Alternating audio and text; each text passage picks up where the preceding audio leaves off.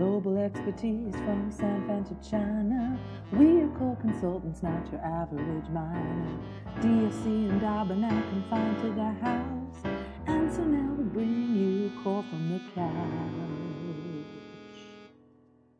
Hello, welcome to Core Consultants. I'm live from my couch at my home in Tel Aviv. I'm joined here by Thomas Horton, who's the VP of Business Development for Giyani Manganese.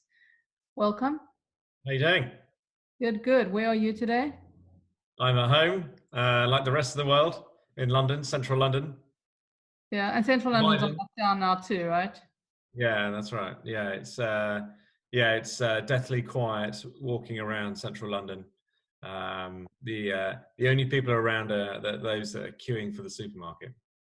Right. You look very good for somebody sitting at home, presumably using lots of Zoom calls. Yeah.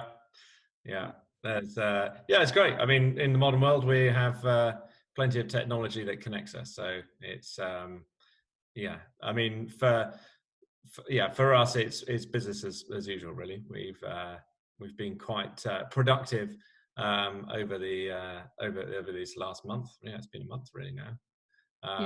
So we're all over the world. I mean, we have guys in Canada. There's me in London. There's some of the board members in London, CEOs in Amsterdam, and then we've got guys in Botswana. Okay, so maybe tell us a little bit about the operation in Botswana. It would be the first of its kind for manganese, and you talk about battery grade manganese. Maybe you can just explain what that is and a little bit about the project. Yeah, sure. So Cahill is our flagship project. It's in southeastern Botswana. We have just over 1 million tons of sort of 32% manganese. And the idea of the project is to produce a high purity electrolytic manganese metal, so HPEMM. We also have 2 other projects nearby. They are a short drive away, called Otse and Labatsa, basically named after the towns of the village that they're located near. So those are the sort of future upside of the company, and actually we're sort of led to believe that they are higher grade operations, and that they provide good upside to the business in the future. But at the moment we're focusing on Cahill. We're in a feasibility study stage at the moment. So that's been kicked off with 3 entities: SRK, Tetra Tech, and Royal IHC, all based here in Europe, who are doing the engineering studies.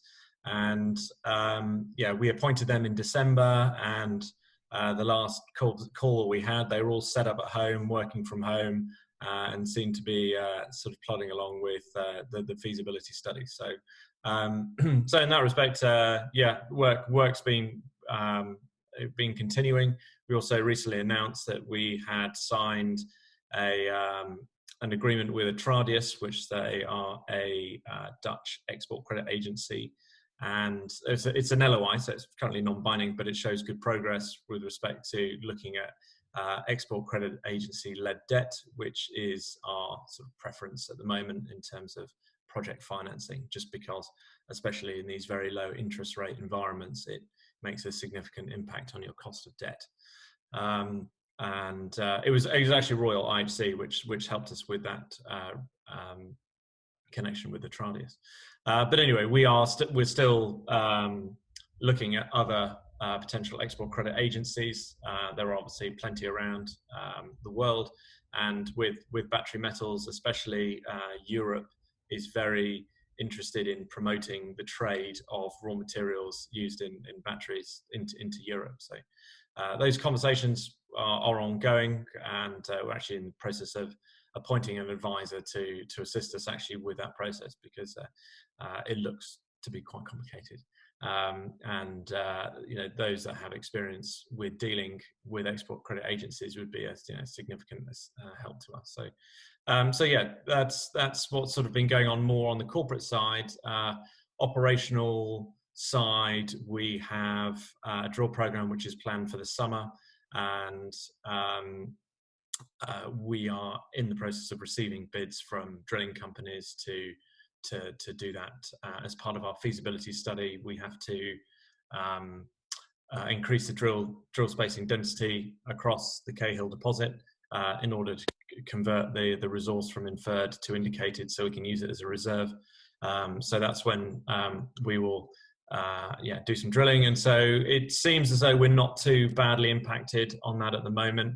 So thankfully we don't have to have anyone at site, because Botswana is in lockdown in the same way that South Africa and London is locked down at the moment. So. Yeah.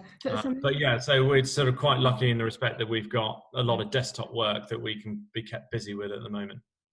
So maybe just speak us through the timeline. So you've got the summer drill program, the feasibility study is due when? So that'll be finished up towards the end of this year, and the ESIA will be done around the same time, and then we'll kick off into full project financing, and with plant construction due to start in probably towards the end of Q2 next year. When will you start looking for offtake agreement, or have you started already? We've already started those conversations on a high level basis. So that's actually, a lot of time's been spent on the phone in the last couple of weeks, just sort of getting those conversations going. So we're speaking with cathode manufacturers as well as traders. So still that is a strategy that we are looking at the pros and cons on which route that we go.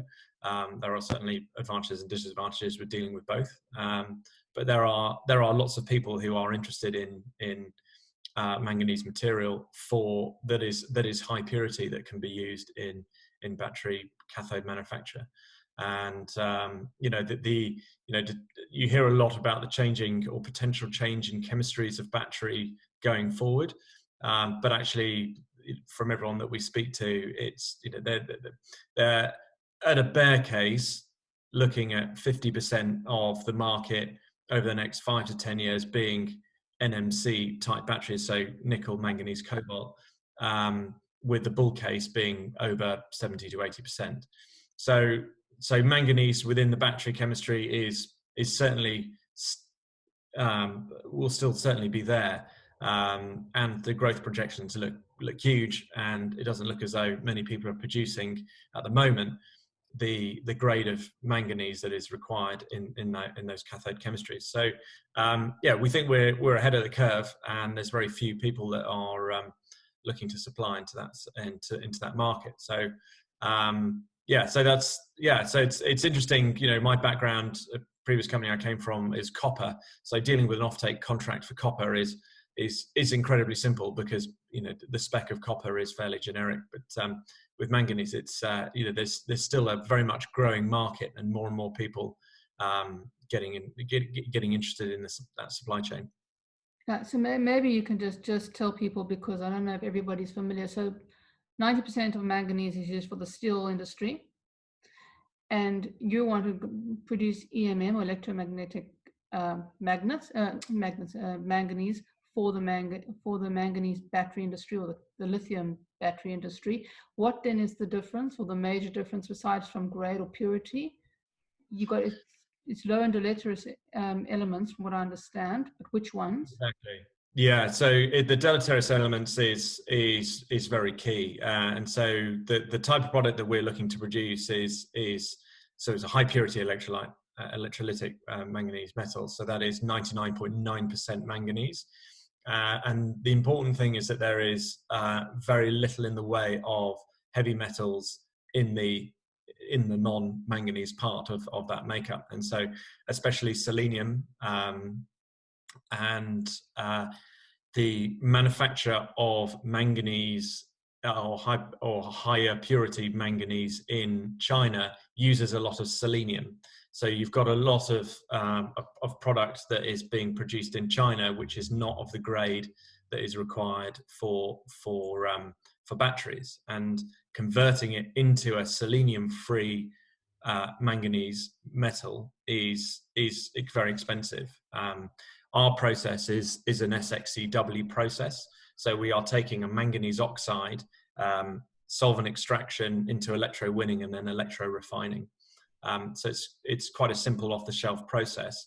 But we are lucky in the fact that we are starting with a manganese ore that is oxide, and it's not a carbonate or any other form. And so, especially with a carbonate, you have to sinter it, which means, you're heating it in a gas oven. And what's very interesting with everyone that we talk to in manganese is that they want to produce, or the cathode manufacturers more specifically want to produce the lowest carbon footprint battery that they can. And so they want to know that everything you're doing in your process is as green as possible. And so they want to know the carbon footprint of taking that ore and delivering it to them. Now, we have the advantage that we are, there's no other manufacturers that I am aware of in the world that produce a HPEMM on site where the ore is mined. What's very common in a number of the mines, there's obviously a huge manganese market in South Africa, where that manganese is shipped DSO to a port, that it is then sent to some refinery around the world, whether it be Asia, where it is then converted and processed. So that transportation cost, we don't have that because it's all done on site, and also SXEW means it's all done by electricity. So we don't have big sintering processes where we're burning hydrocarbons on site. So yeah, we believe that what we've got is actually a very low carbon footprint product, and that is of interest to the battery manufacturers. Right. So just on manganese, I know yours is a specific subset of the manganese market, but manganese has been particularly volatile, and we've seen prices just last year were about $7 per pound. Now it's around $3 per pound, but it did increase recently with China back into production. Where do you see manganese prices going, given the background, given that South Africa is in shutdown and supplying most of the world's manganese, but China's restarted? Where do you see manganese going for this year, and then maybe sort of middle of next year, end of the year, wherever you see COVID-19 ending? Yeah, sure. So obviously at the moment we're seeing a supply shortage in manganese. A lot of that is driven by the fact that COVID-19 response in South Africa has been shutting all mining operations. So, a large proportion of the world's manganese comes out of South Africa, and none of those mines are operating at the moment. They're all on care and maintenance. So for those manganese mines that are producing, like the Comilog mine that's owned by Eramet in Gabon, they're seeing a huge spike in prices, sort of 20-25% in a week, 2 weeks, and yeah, that's they're doing very well out of that. I can imagine that there will be a logistics issue with once the mines start being allowed to reproduce and start producing again, rather, and delivering to port, because there will still be, the supply chain will have been disrupted. So I think I'll take a bit of time to iron out once the mines are back up and running again. But in terms of stability, I mean, I'm from what I'm reading, the battery manufacturers in China are still producing. I mean, there is, there's already press that I've read about certain companies that have reduced their forecast of battery manufacturing just because they can't get hold of the materials, and manganese being one of those. And so, yeah, we were expecting prices to remain steady throughout the rest of the year, and over the sort of short to medium term, the prospect for manganese pricing looks incredibly strong. And and when I say manganese, I'm talking about the high purity product which will go into cathode manufacture, not the manganese ore. There is a sort of separation between the two, because obviously the manganese ore is, as you stated, mostly going into the steel industry. The sort of specialist manganese sort of flake production is obviously not going into steel. It's going into battery, as well as chemicals and fertilizer as well, which are other sort of minor sectors. that require high purity manganese. Thank you very much. So we'll leave it there. Any final words on the project, on COVID-19, on London in lockdown?